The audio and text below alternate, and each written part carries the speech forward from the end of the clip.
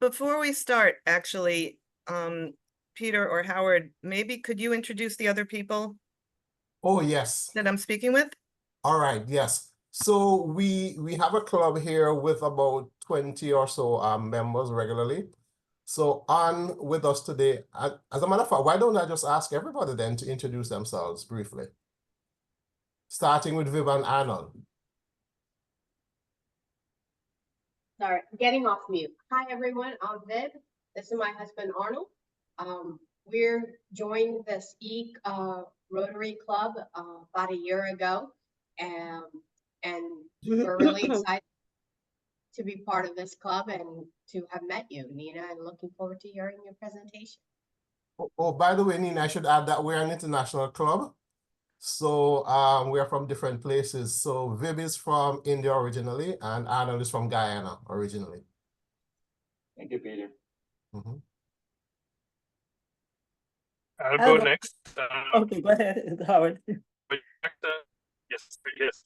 I've been with the club just over a year now as well, and based in Orlando, Florida, so not too far from you, Nina. And yes, also looking forward to the presentation this morning. Hi, I'm Adela. I am based in Chicago, and I've just joined the club a few months ago, and looking forward to hearing your discussion, speech, presentation. Thank you. Hi, Nina. I'm Mike Heavey. I live in Raleigh, North Carolina, where it's called the Triangle area. There's about 6 or 7 of us from that area as well.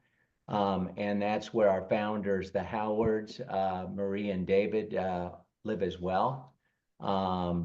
And I'm actually up in my second house in Asheville right now with my 2 dogs, Woody and Lucy. So look forward to hearing from you. Morning, Nina. Joan, do you want to go ahead? No, you could take the lead. Thank you. Morning, Nina. Apologies to everyone. No pick, but this morning is not a morning I want to share my pick. Anyhow, looking forward to I'm Maxine McDonough. I live in Kingston, Jamaica, and I am so looking forward to your performance because I have been vicariously involved in dance for the past 20 years. No, not so much as through my daughter who used to dance with a Caribbean company. So I'm really looking forward. And ballroom, I have always loved to watch, and ballet too, of course. Looking forward to it.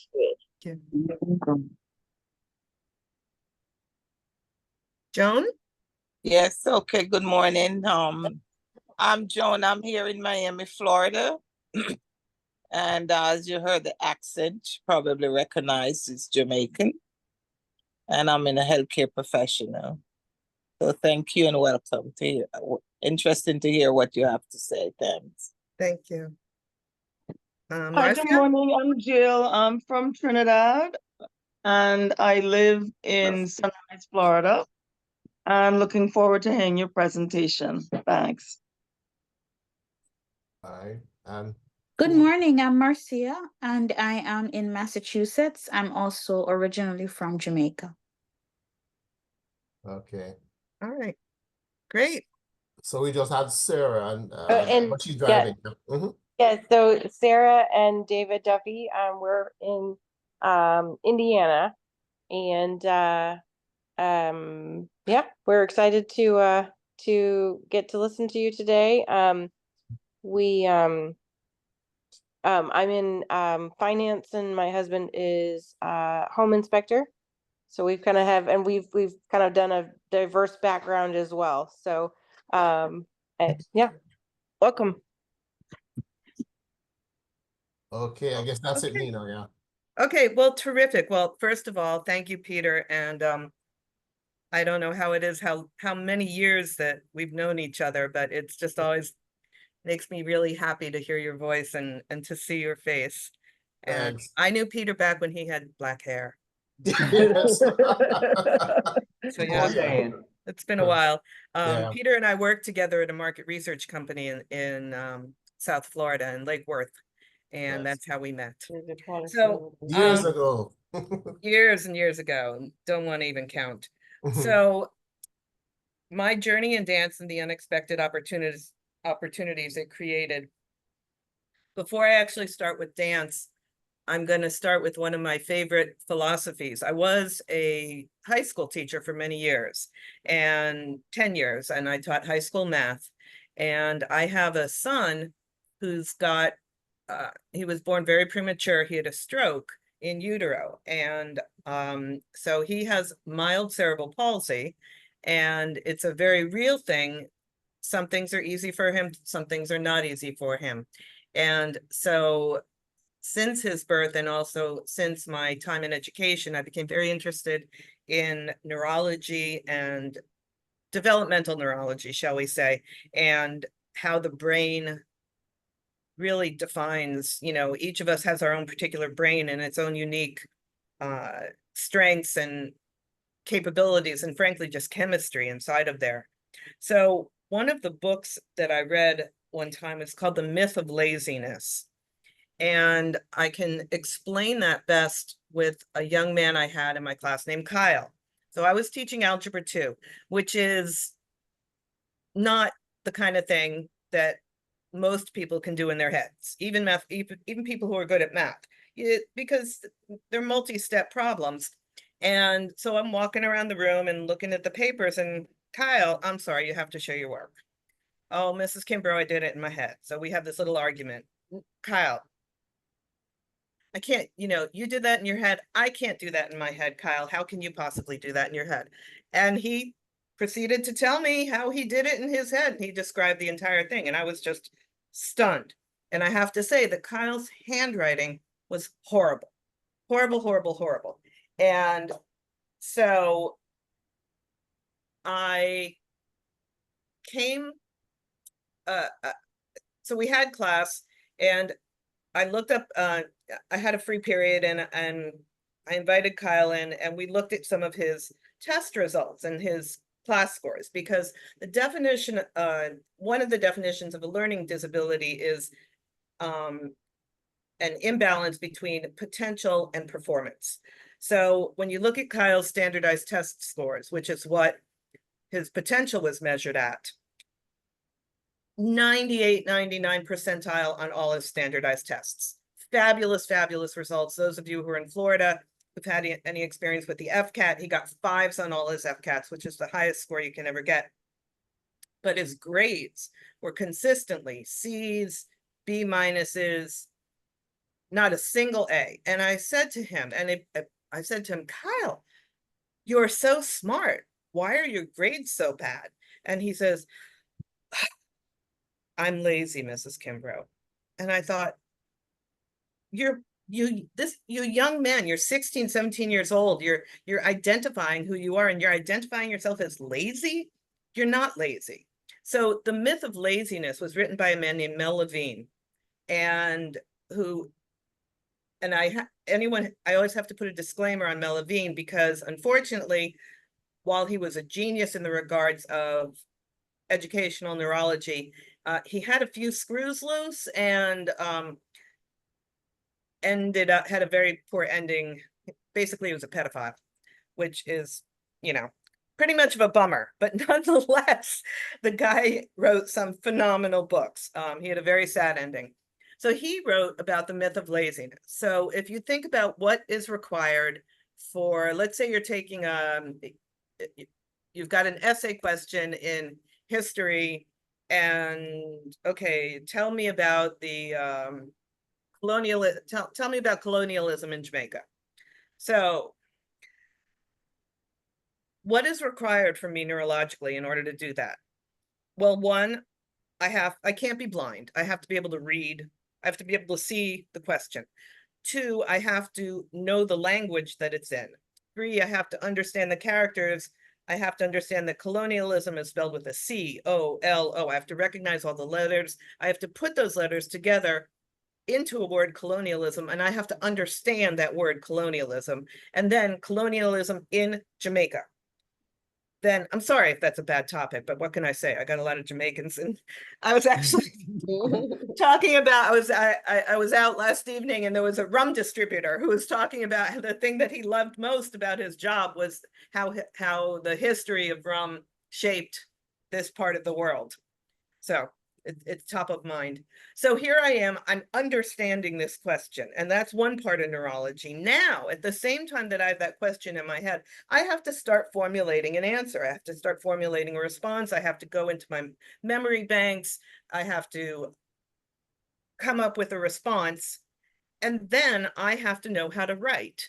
And what does it mean to know how to write? I have to know how to spell. I have to know how to shape letters. I have to know how to put those letters into a word. I have to know how to formulate a sentence. And I have to give my fingers the instructions for how to move the pencil or the pen or to type. So think of all those processes. There are about 18 processes between the point of reading a question and writing a response. And if any one of those processes in between has any kind of interruption, then the entire flow gets interrupted. So for Kyle, coming back to Kyle, who's written out the original problem, maybe written one step and then written an answer, for him to write that is the absolute antithesis of laziness, because for Kyle, whose hand functionally does not work for him to write, to do something that is that difficult to Kyle is the absolute opposite of laziness. And so I bring that up because it plays into my experience, particularly when they say business is hard. So what's so hard about business? Well, what's so hard about business is that you are called upon to do everything, including things that you're not good at. And for example, I like math. I like the calculus, trigonometry, movement kind of math. I hate and always have the accounting kind of math, where you have to do things down to the penny. And I hate it. I avoid it completely. I haven't balanced my checkbook or my bank account in a year and a half because I'm procrastinating it. Call me lazy. That's laziness, because that's something that's hard that I have not done. So business is hard because it calls upon you to do all of the things that you're both good at and not good at. And that's very different than having a job, because when you have a job, you can choose a job that's focused on the things that you're good at. So I'll come back to that. So where does dance fit into all of this? I did look, I prepared. Can you see? I wrote, let's see, I don't know how this, I wrote notes anyway. Yeah, so I can take see. a look at my notes. So dance, how did I get into dance? So this is 2024. So probably in 2015, 16, my husband and I decided to take ballroom dance lessons, and you buy a package for $800, $1,000, and you get X number of dances, X number of private lessons. And the way that the studio works is you get a private lesson per week. Then they also have group classes daily, and you can go to them for free. And then they also have a social party where you can go once a week and dance for an hour with partners. So Bill and I started, and my dance teacher was this little, yeah, this is going on the web, little twerp is all I can say, named Jordan, about 25 years old. When Jordan left, I wished him the gift of humility, and he said, "What's that?" So, okay, Jordan, but I fell in love with this kid. I mean, and I didn't particularly like him, but all I could think about was, it was like being in love. He was all I could think about. And I realized it wasn't Jordan, it was dancing with Jordan that I was in love with. I just loved the dancing part. And when you find that, it bites you hard. And one of the best things Jordan ever did for me is he said, "Okay, Nina, I had some abdominal surgery, and so my core muscles were very weak." And he said, "Hey, you should try adult ballet." You know, I'm in my early 50s at this point. Ballet? Are you kidding me? I can't do ballet. And he said, and I said, well, doesn't that Spanish guy over there know ballet? So that Spanish guy over there is a man named Nestor. And those of you who are familiar with the Cuban ballet program, I assume some of you from Jamaica might be, or from the Caribbean. The Cuban ballet program, which was Nestor was a part of, is, I'm not even going to say it's second to the Russian ballet program, because, you know, they don't have a whole lot going on in Cuba, but boy, oh boy, do they focus on ballet, and they produce some amazing dancers. And Nestor has the Cuban equivalent of a bachelor's degree in fine arts, besides the fact that he went to a boarding school for dance when he was in high school. He's been studying it since he was 9 years old. He knows music history, art history, just a phenomenally well-educated dancer. And so Nestor started teaching a ballet fitness class that then led to me taking adult ballet classes. Here in Tampa, we've got the Straz Center, and the Patel Conservatory is affiliated with it, and they have a ballet training program. So I started taking adult ballet. And so here I am, I'm taking ballet and ballroom. So what are similar about ballet and ballroom? What's similar is that the music is beautiful. I have a very strong musical background. Excuse me. And so I love the kind of music that's played in ballroom. It's, you know, all the American standards, a lot of Latin standards. And in ballet, you take, it's most of ballet's training is done for classical piano music, which I also like. I do not like taking an aerobics class. Those of you who've taken aerobics, you know, you go in and it's heavy beats and you just jump around and flop around. But ballet and ballroom, they're very, you know, I can't, I'm too close for you to see everything, but, you know, it's very specific ways of holding your arm, shaping your fingers. It's very specific use of your muscles, as well as accompanied by this beautiful music. So both ballroom and ballet have that very much in common. What they don't have in common, though, is that at least at lower levels in ballet, you're not partnering with anybody. That they call it partnering in ballet. In ballroom, by definition, you have a dance partner. And I love dancing with a dance partner because it's sharing of two bodies, to music, and your two bodies have to become one because you move as one. So let's see. Maybe, why don't I share my screen and I will show you an example of one of the dances if I can find it. Let me share my screen. Okay, and then let's see what I have. Okay. So this is Nestor sitting on the floor. Just as an aside, those of you who've seen pictures of Desi Arnaz, do you remember Desi Arnaz back in the day? When he wasn't being all goofy, the man was very handsome, and Nestor is, but he's an angel. He's very handsome. And that's me back in the ballroom dress. What we're doing is a dance for Shall We Dance from The King and I. Those of you who might remember that. So in The King and I, the Anna of Siam originally comes in, and the king doesn't really know how to dance, and then she teaches him how to dance.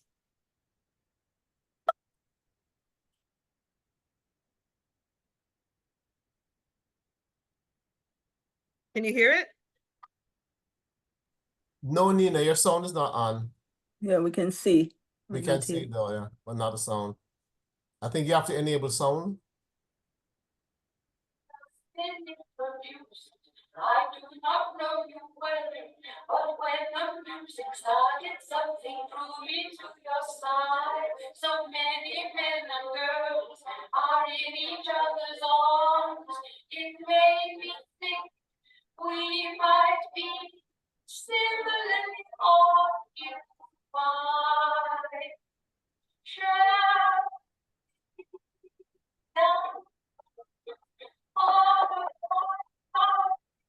shall we flow? Shall we love? Shall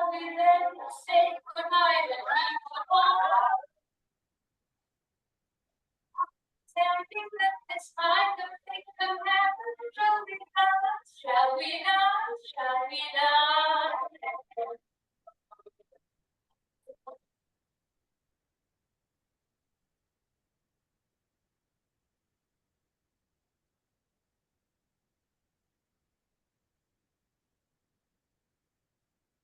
Open church, when the last little stars leave the sky. Shall we still be together with our arms about each other? And shall you be my broken? Understanding that this time we can show.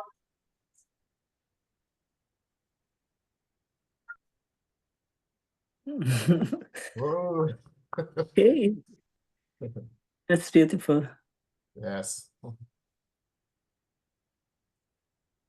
So I want you to take a look at the audience for a minute. And do you see the smiles in the audience? Yes. And I see the smiles on your faces. Yes. and, Yes. and on my face too. And one of the other things I love, I don't know if y'all know the song Nature Boy. There was a boy, a very strange, enchanted boy. Nat King Cole sings it. And at the very end, he says, the greatest thing you'll ever learn is to love and be loved in return. And so what does it mean to love and be loved? And my best example of that is, because it's very hard sometimes for us to accept love to ourselves. And when you, let's say you've got a toddler in front of you and you're feeding the toddler. And so you are working, doing something with pleasure and happiness and love, and you are sharing your love by giving the toddlers, cutting up the grapes for the toddler. And then the toddler eats the grapes and, oh, yummy, yummy, yummy, because they accept your love. They accept your gift. And as they smile and say, yummy, yummy, yummy, what does that do for you? By the toddler accepting your love, they are at the same time giving love back to you. And so that interchange of loving and be loved is a very important thing. So that when I dance and I am loving it myself, but at the same time, I'm looking around at people watching me and I'm seeing how happy I'm making them. And how happy does that make me, knowing that I'm creating pleasure for somebody else? And so what I found in dance is I found my first opportunity to create art for myself in a way that I was proud of and that made me feel good. I've done a lot of different art things. I've always said that my greatest artistic ability is my ability to appreciate art, and primarily music. I love opera. I have sobbed to pieces in operas.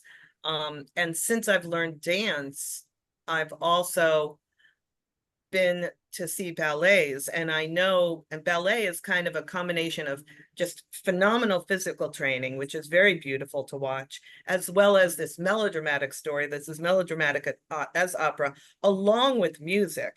And I went to go see Giselle one time, those of you who know that ballet, and I sobbed, not little tears, I sobbed for half an hour afterwards because of the beauty of what humankind can create with both our bodies, how our bodies can move as one together, and then add in the music and add in the story and add in the choreography. And it's just phenomenal how it can touch me. I've had experiences while dancing myself that are, and we're all adults in the room. So there have been times with my husband when we're intimate, I say, and I will cry out of love. And he always say, Nina, are you crying? No, Bill, I'm not crying. I just love you so much. And you know, but it's that combination of the intimacy and the physical touching it, and then the emotion that goes with it. I've had that same experience on the dance floor with Nestor, who, after years of working together, our bodies became one. And it has to be a waltz in a minor key for some reason. It's something about that 3/4 rhythm, something about the minor key, and then dancing with Nestor. I am so moved that, and I'm embarrassed in front of him by how moved I am, because he's a professional dancer. He's just going on to the next student kind of thing. But I've gone into the corner and sobbed the same tears that I cry after I've been intimate with my husband, which to me is fairly profound. I never thought that anything like that would ever exist. And it became so important to me that I changed my LinkedIn profile, as was mentioned earlier. I changed my LinkedIn profile to dancer, because it's who I am and it's inside of me, and it's my greatest. It is, I identify as a dancer. Exactly. I've been talking a long time. I guess Peter will do questions at the end. Yes, Mike, I see you nodding your Nina, head. yeah, we'll have some time for questions and discussion, yes. Okay, so there I am in dance, and I was in between professions, shall I say. I'd had a big surgery that kind of knocked me off my feet, and tried to go back to teaching for a while, but the administrative part of teaching just became too overwhelming, and I was looking for something. I needed a job, and I had an opportunity to buy an event production business that did ballroom dances. So what do you need to put on a ballroom dance competition? You need dance floor, you need lighting, you need sound, you need pipe and drape, which are curtains that go in the background. I guess I should probably find a picture of, I can do that very quickly. I'll show you a picture of one of the events that we recently did, just so you know what I'm talking about.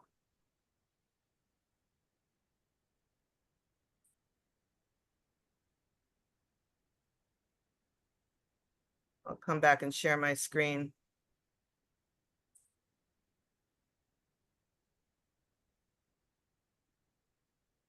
All right, come on, images. Let's hope that this is a good one. Oh, here we go. Yeah, that's a good one. Okay, so here you can see, this is the white crisscross stuff in the background. This pipe and drape. Nina, you haven't shared it yet. You haven't shared it yet. Okay. Sorry.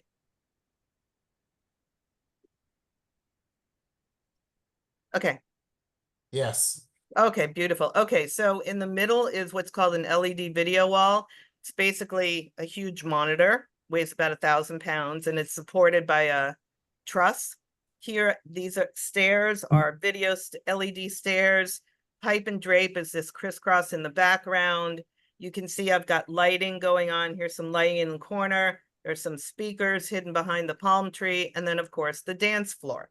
So I thought, great, I'm going to go to all these dance competitions and I'm going to do all this work. And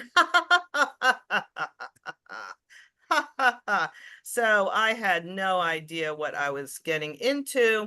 And the timing, I bought the business January of 2020. And most of you will remember what happened in March of 2020.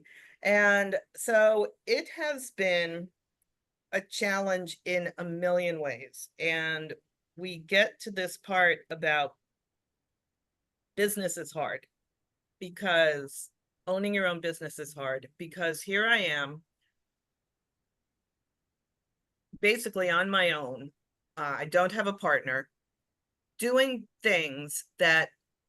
everything that I have to do. Some things I'm pretty good at, some things I'm not so good at.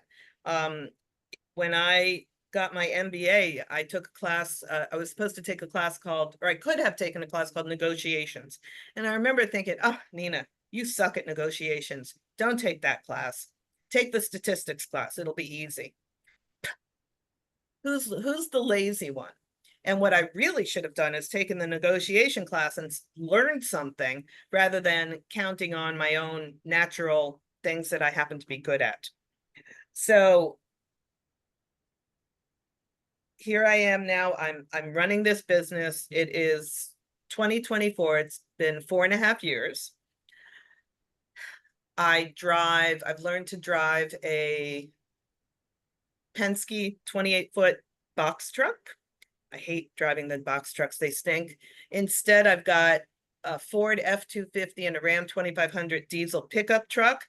The Ram, I actually have to literally climb into, which I can do. I actually don't climb, I jump, and I know how to jump because I'm a dancer, because I use my supporting leg to jump, and rather than pulling myself in. But I learned a lot from being a dancer. I have to work on weekends. I stay out late. I am a morning person. I am not a physical person. And I hire I hire people, but I also have to manage people. I've got 2 guys right now and one guy decided he hates the other one and won't even talk to him. And I'm dealing with babies, and I'm not good at dealing with babies. And I'm sorry, employees. No offense to anybody. It's being recorded. Oh my God. We can edit it. No problem. That's all right. Now, here I am having to deal with just craziness all over the place on the part of my clients and on the part of my customers. I'm having to market constantly and always get new work. So some things I'm good at and some things I'm not good at. And it has been, and the financial pressures, oh my gosh, every single month you have to pay your bills. I've always done that in my life. I've been very fortunate that my husband and I, between the two of us, we've always made decent money. We're not wealthy by any stretch, but I've never had to worry about, oh, can I get a lipstick, or can I afford to buy a steak this week instead of eggs? But now all of a sudden I'm in a season of my life where money is not there all the time, and I don't have experience not having money. And that has been something new that I've had to learn. I've had to learn so many new things and half of the time I feel like I'm too old to learn new things. I don't want to learn new things anymore. I just want to nap all the time, and play with my dogs. But here I am, and I have to go on. I have no choice. I will tell you one so let me come back, because my journey in dance and the unexpected opportunities it created. And one of the things about this is that it's all been very organic. As I've been trying to grow this business, I'll try and focus my battleship in a particular direction, but then an opportunity will open up and I'll say, oh, maybe I need to follow that.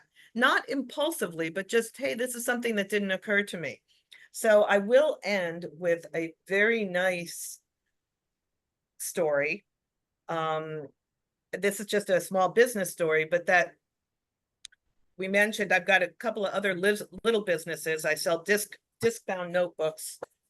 Here, this is perfect. This is a disc-bound notebook. It's bound with discs. You can take the pages out and Peter, actually, did we? Yes, I have one, Nina. I have a small one. You give From it to me. Levenger? Did I work at Levenger before I worked with you? This is a disc. No, I think that's after. It was after, yes, it was, because But I yes, have a it was small afterward. notebook Yep, that you gave it to was me, that afterward. one, yeah. So, so this is a disc-bound notebook. So I've got that little business. And my first foray into the dance world was as a shoe distributor, a ballroom dance shoe distributor. And so I made a website, and I've got a website, and I would go to ballroom dance competitions and set up a vendor booth and sell shoes. But once I bought Palm Productions, then I didn't have time for that. But my website's still going. So does anyone recognize that girl in the picture in the center? Not quite. What movie she might be from? Let me say Harry Potter. So that is one of the Beauxbaton dancers from Harry Potter. Beauxbaton is one of the schools. It was in the 4th movie. They're the French girls, and they come in and they do a kind of ballet dance. So recently I was contacted by Universal Studios in Orlando, and they have Harry Potter World. And so they're Bobaton dancers hate their shoes. They actually cry when they take their shoes off. They're so bad. And one of the directors was familiar with our style of dance shoes. And he said, Nina, you're in my backyard. My inventory is in my garage. And I had 3 executives from Universal Studios Orlando come to my garage. I actually sent them a picture. I said, I don't want you to have any surprises. You're coming to my garage. But we are going to make, they're actually in the process of deciding one of these 2 shoe styles in the colors for the Bobaton girls. And so I'm looking at selling, I don't know, I'm looking at making tens of thousands of dollars because they're going to buy these shoes here in Orlando, in Hollywood, Florida, where they have a facility as well. Also, they have Universal Japan and China. And they like the shoes so much that they're already asking me about other productions that they can put the shoes in. And then I'm thinking, you know what, Nina? Norwegian Cruise Line's Creative Studios is right down the road. It's in Riverview, Florida, which is just outside of, it's part of Hillsborough County in Tampa. That's where that's where all Norwegian Cruise Lines does all of their entertainment. So that's where they train all of their dancers, all of their musicians, all of their singers. That's where they have their costume shop. So here I've got this, boom, one day they call out of the blue. All of a sudden I'm making a huge sale with Universal and I'm buoyed by that. So I'm going down to Norwegian Cruise Lines. They haven't answered the phone yet, but honestly, I'm just going to drive down there and knock on their door because it's so worth it. So you never know what's going to come along. It's all organic and it's hard and it's exciting and life isn't easy and you can't be lazy sometimes. And sometimes when you're forced in a situation that you can't avoid, that you can't procrastinate, that you have to face, it's good for the soul and it makes you grow as a person. And even though I'm tired and I'm 60 and it's hard, it feels really good. And I'm happy where I am right now. So, and I still love to dance. So that is what I have to say. I hope I've dropped some pearls of wisdom, Peter's wife being Pearl as well.